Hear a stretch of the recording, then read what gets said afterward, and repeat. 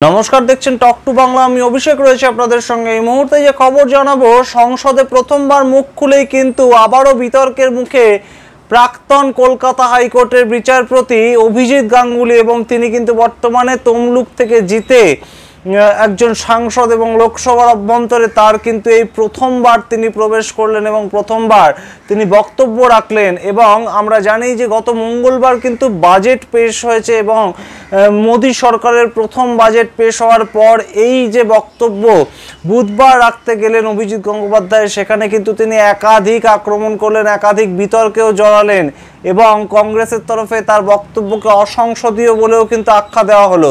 কিন্তু কি এমন বক্তব্য রাখলেন অভিজিৎ গঙ্গোপাধ্যায় জানাবো আপনাদের। তার আগে অবশ্যই টক টু বাংলা ইউটিউব চ্যানেলটিকে সাবস্ক্রাইব করুন এবং প্রত্যেকটি ভিডিও লাইক, কমেন্ট, শেয়ার করে বন্ধু বান্ধব পরিচিত মহলে ছড়িয়ে দিন টক টু বাংলা। আসছি খবরে। অভিজিৎ গাঙ্গুলি কিন্তু রাজ্য রাজনীতির ক্ষেত্রে খুব বেশি দিন তিনি রাজনীতির আঙ্গিনায় আসেননি। ভোটের ঠিক আগেই তিনি যে হাইকোর্টের বিচারপতির পদ থেকে তিনি ইস্তফা দেন এবং তিনি রিটায়ারমেন্ট নিয়ে কিন্তু পরবর্তীতে সক্রিয় রাজনীতিতে আসেন। এবং আমরা জানি যে পশ্চিমবঙ্গ রাজ্য সরকারের সঙ্গে তার কিন্তু একটা দূরত্ব বহুদিন ধরে, তিনি যখন বিচারপতি ছিলেন তখন থেকেও এবং এখনো, এবং সেই জায়গা থেকেই কিন্তু তিনি এখন বিজেপির একজন সাংসদ। এবং সেই জায়গা থেকে তিনি যখন বক্তব্য রাখতে প্রথমবার ওঠেন তখন কিন্তু তাকে বেশ খানিকটা থতমতই লাগছিল, স্বাভাবিক, তা হতেই পারে। কিন্তু সেখান থেকেই কিন্তু নিজেকে সামলে নিয়ে বারংবার কিন্তু তিনি যখন বলতে ওঠেন তখন অপর পক্ষ থেকে অর্থাৎ INDI এর জোটের বিভিন্ন যে শরিক দল তারা তার বক্তব্যের মাঝখানে চিৎকার করতে থাকে এবং তাকে কোথাও গিয়ে অপোজ করার চেষ্টা করে, এবং সেইখানেই কিন্তু তিনি বারংবার একের পর এক তীব্র ভাষায় আক্রমণ করলেন বিরোধীদের এবং বোঝাই যাচ্ছিল না কোথাও তিনি প্রথমবার সংসদ ভবনে প্রবেশ করেছেন। তিনি কিন্তু বলেন যে তার যে লার্নেড ফ্রেন্ডরা আছেন অর্থাৎ অন্যান্য দলের যারা সাংসদ আছেন বিরোধীর জায়গায় তাদেরকে শিখতে তিনি বলেন, first you try to learn my friend, you do not know, so first try to learn.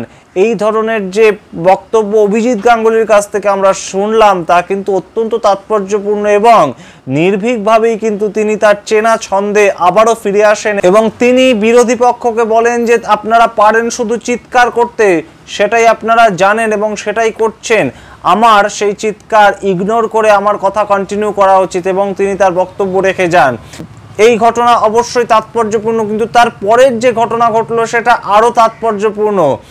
তিনি ভোটের আগে তার দেওয়া একটি সাক্ষাৎকারে মোহনদাস করমচাঁদ গান্ধী এবং অবশ্যই নাথুরাম গডসেকে নিয়ে তাকে চুজ করতে বললে কিন্তু তিনি বলেন যে তিনি ভেবে জানাবেন, এবং সেই জায়গা থেকেই কিন্তু এদিন সংসদের অভ্যন্তরে তাকে কটাক্ষ করা হয় এবং সেখানেই কিন্তু তিনি সরাসরি বলেন, না আপনারা জানেন গান্ধী, না আপনারা জানেন গডসে সম্বন্ধে, সুতরাং আপনারা চুপ করে বসুন। এবং তিনি কিন্তু গৌরব গগৈ অর্থাৎ আসাম থেকে যিনি কংগ্রেসের MP হিসেবে লোকসভার অভ্যন্তরে অত্যন্ত পরিচিত মুখ, গৌরব গগৈ, তার উদ্দেশ্যে কিন্তু তিনি সরাসরি যে কথা বললেন সেখানেই কিন্তু একটা বিতর্ক দানা বেঁধেছে। তিনি মুখোমুখি গৌরব গগৈকে বলেন, ইউ আর স্টুপিড, অর্থাৎ আপনি নির্বোধের মতন কথা বলছেন। এমন কথা বলার পরেই কিন্তু সংসদ উত্তাল হয়ে ওঠে এবং স্পিকার অর্থাৎ ওম বিড়লাকেও হস্তক্ষেপ করতে হয় এবং বিরোধীদের তরফ থেকে অর্থাৎ কংগ্রেসের তরফ থেকে কিন্তু দাবি ওঠে তার বক্তব্য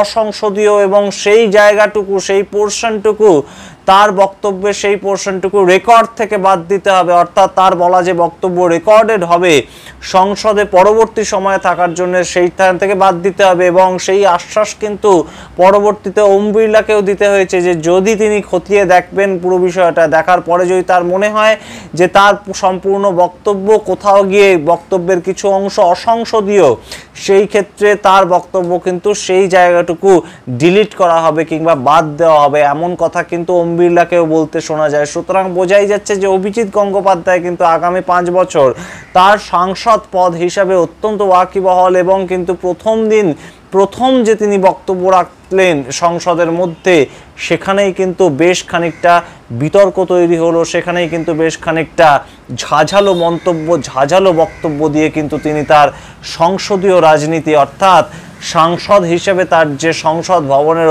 মধ্যে যে ভূমিকা সেই নিয়ে তিনি বেশ খানিকটা বিতর্কের মধ্যেই কিন্তু এলেন এবং অবশ্যই বোঝা যাচ্ছে যে সক্রিয় রাজনীতির ক্ষেত্রে কিন্তু অভিজিৎ গঙ্গোপাধ্যায় খুব একটা মিসফিট মানুষ হননি এবং সরকারের বাজেটকে